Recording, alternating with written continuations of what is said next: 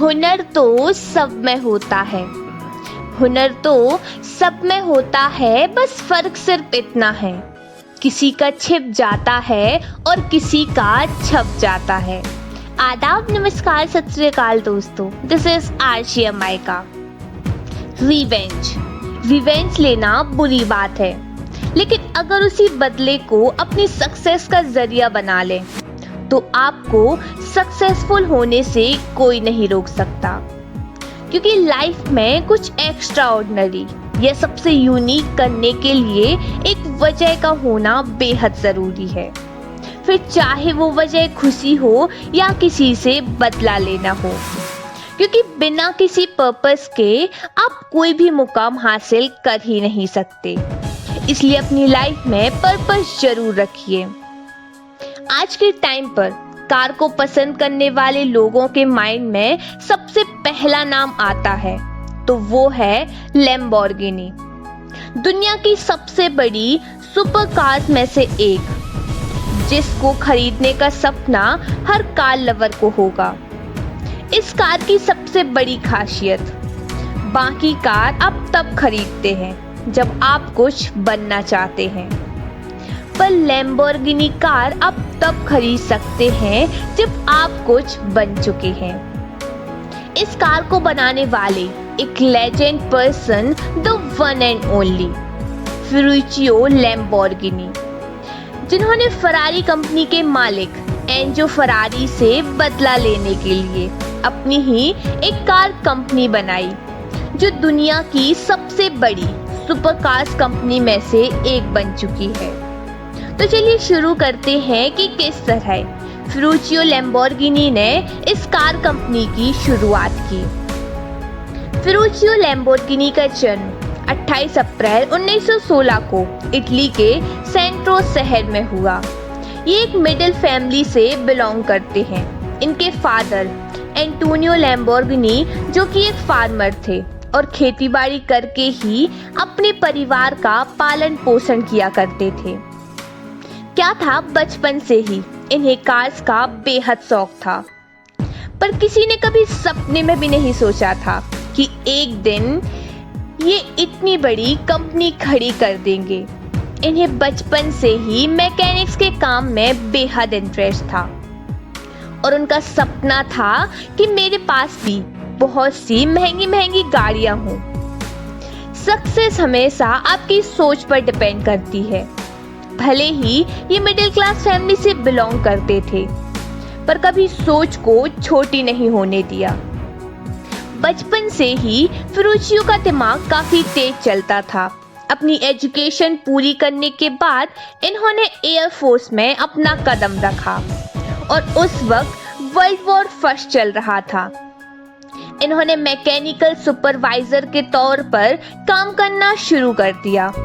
इस फील्ड में इन्होंने मैकेनिकल के बारे में काफी नॉलेज गेन की और वर्ल्ड वॉर खत्म होने के बाद ये अपने शहर वापस आ गए। यहाँ आकर इन्होंने अपना खुद का एक गैराज डाला। इनके जबरदस्त काम और अच्छी सर्विस की वजह से गैराज ने काफी जल्दी ग्रोथ कर ली।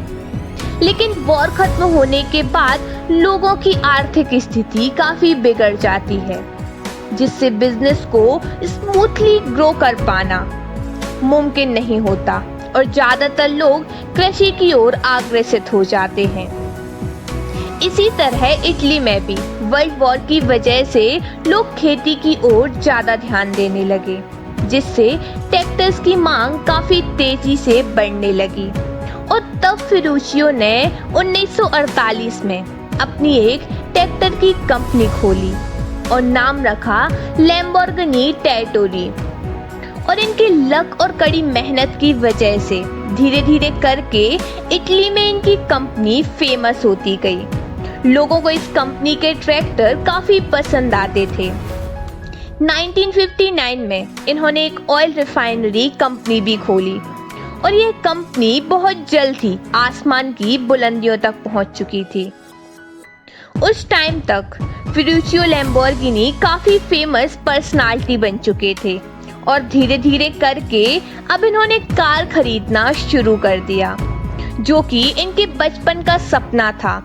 इन्हें हमेशा से ही कार्स में बेहद दिलचस्पी रहती थी और आगे चलकर इन्होंने अपनी सबसे फेवरेट कार फरारी 250 खरीदी।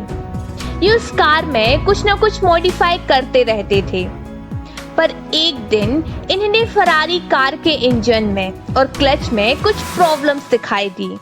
तब इन्होंने कहीं और सर्विसिंग ना करवाकर फरारी के ओनर एंजो फरारी से मिलने का निश्चय किया और ये अपनी फरारी कार लेकर एंजो फरारी के पास चले गए और इसकी प्रॉब्लम्स के बारे में उन्हें बताया। लेकिन यह सुनकर एंजो फरारी ने फेरुचियो लैम्बोर्गिनी से कहा कि तुम सिर्फ ट्रैक्टर चला सकते हो, फरारी संभालना तुम्हारे बस में नहीं है। क्योंकि एंजो फरारी को यह बात बिल्कुल पसंद नहीं आई कि कोई उनकी कार के बारे में बुराई करे। फेरुचियो लैम्बोर्गिनी को इनकी यह बात चुभ गई और उसके बाद इन्होंने बदला लेने के लिए खुद की लैम्बोर्गिनी कार बना डाली। सोचने वाली बात है, इन्होंने अपने उस अपमान का बदला बातों से ना लेकर इस तरह लिया कि आज लैम्बोर्गिनी कंपनी फरारी से भी बड़ी कंपनी है। इन्होंने निश्चय किया कि एक दिन मैं प्रूफ कर दूंगा कि मुझे गाड़ियों की कितनी समझ है। बहुत जल्द ही इटली के अगाटो शहर में इन्होंने एक छोटी सी फैक्ट्री खोली।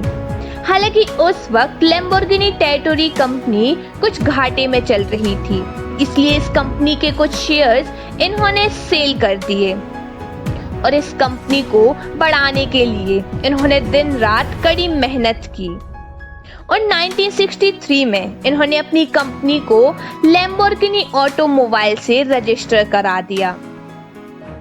एक साल बाद 1964 में फेरुचियो ने अपनी पहली कार लैम्बोर्गिनी 350G लॉन्च की। हालांकि शुरुआत में तो ज्यादा कुछ अच्छा रिस्पॉन्स नहीं मिला, लेकिन 1966 में जब लैम्बोर्गिनी न्यूरा लॉन्च की हुई तो कार की हाई परफॉर्मेंस की वजह से लोगों में सनसनी मच गई। इस मॉडल को लोगों ने बेहद पसंद किया और इसकी सेल की वजह से लैम्बोर्गिनी ने आज तक कभी पीछे मुड़कर नहीं देखा।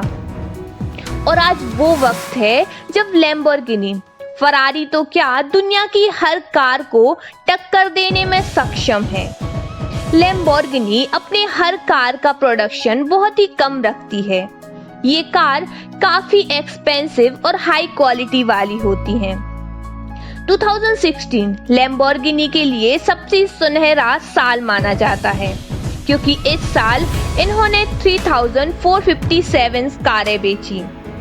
फेरुचियो जी की सबसे खास बात, ये कभी भी अपनी कार्स को मोटर कार्स कंपटीशन में नहीं उतारते क्योंकि इनका मानना है कि motor sports competition waste of time और मनी है। ये कभी भी अपनी कार्स का टेलीविजन पर एडवर्टीजमेंट भी नहीं दिखाते क्योंकि इनका मानना है कि जो लैम्बोर्गिनी खरीदने की सोच रखते हैं वो अपना वक्त ऐसे बर्बाद नहीं करते, क्योंकि इस दुनिया में वो लोग ही कुछ अलग कर पाते हैं जिन्हें अपने आप पर भरोसा और अपने काम के प्रति बहुत ही ज्यादा लगन हो। इसी के साथ मैं आपसे अलविदा लेती हूँ। खुश रहिए, अपना ख्याल रखिए और आप जहाँ भी मुझे सुन रहे हैं वहाँ लाइक, कमेंट और शेयर कीजिए।